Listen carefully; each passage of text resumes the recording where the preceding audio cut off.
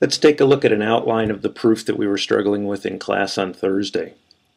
We were given a Sakari quadrilateral A, B, D, C, and we were asked to construct a point P so that D was between C and P, and then construct a perpendicular from P to the base, or the line determined by the base, AB.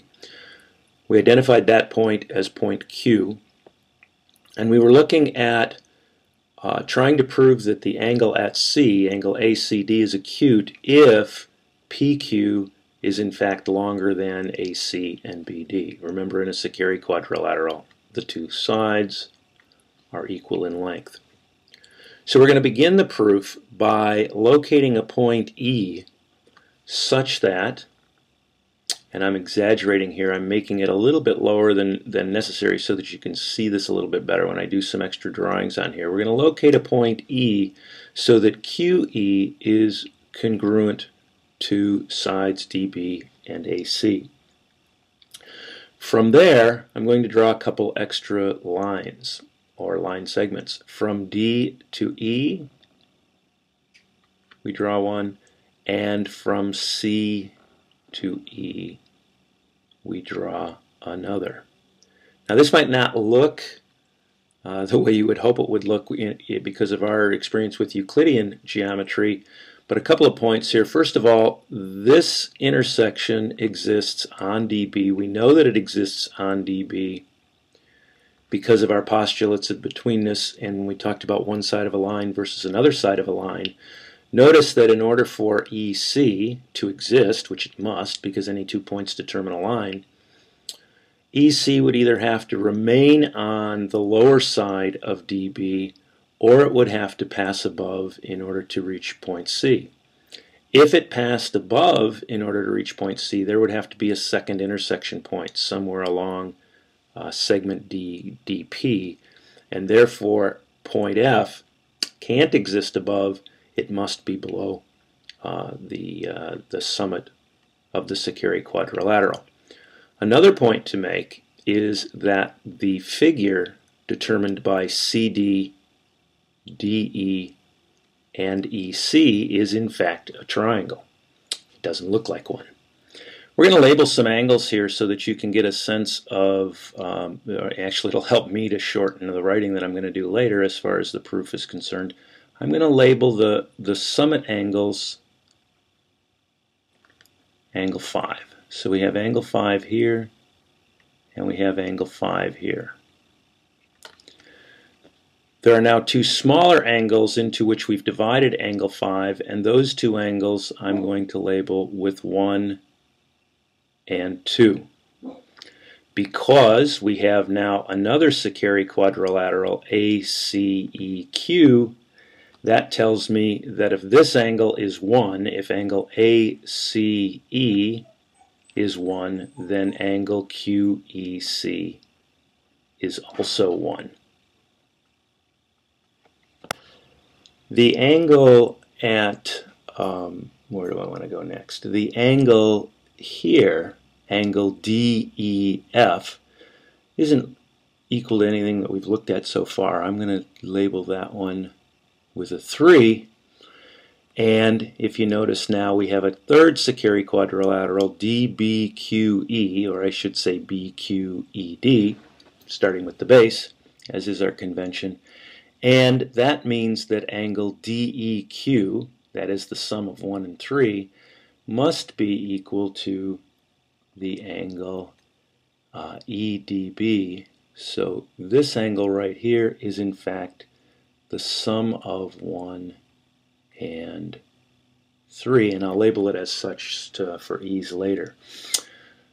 I want to look at the three angles that are at point D because together they're supplemental and therefore will add up to 180 degrees in our measurements. So I'm going to label the last angle that I'll label is PDE, and I'm going to label it with a 4. So this should help a little bit in terms of organizing your thinking. What I'd like to look at now is that situation up at point D. You can see here that the angle that I labeled as 1 plus 3, added to angle 5, and added to angle 4. There's my supplementals.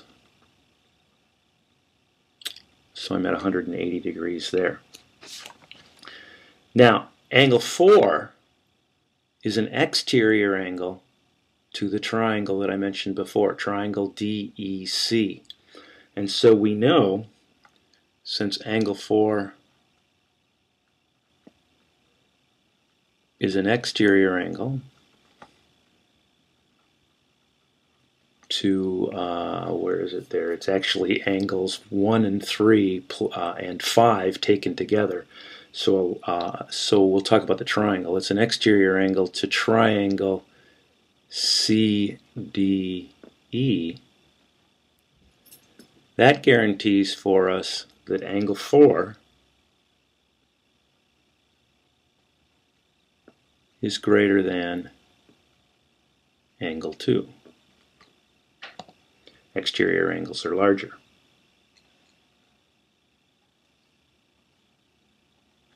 Here's what we need to complete the proof. We know, going back to the earlier step, we know 180 degrees is equal to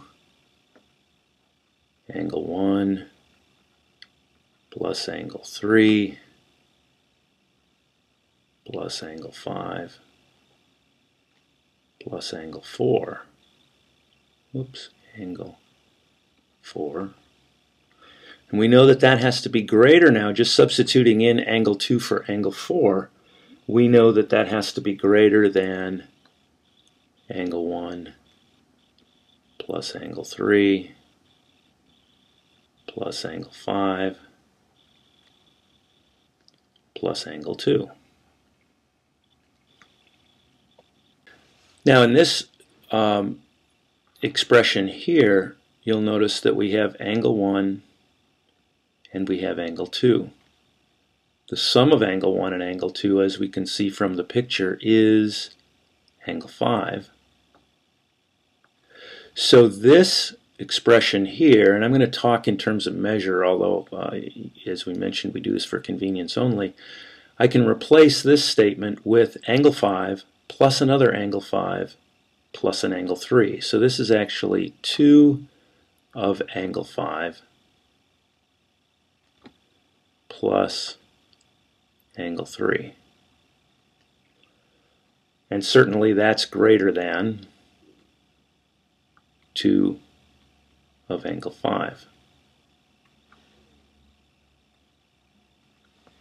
Looking at our chain of equalities and inequalities, we have 180 equal to the sum of these angles at D, which is greater than this set of angles added together based on the substitution, which leads us to the conclusion that 2 of angle 5 must be less than 180. So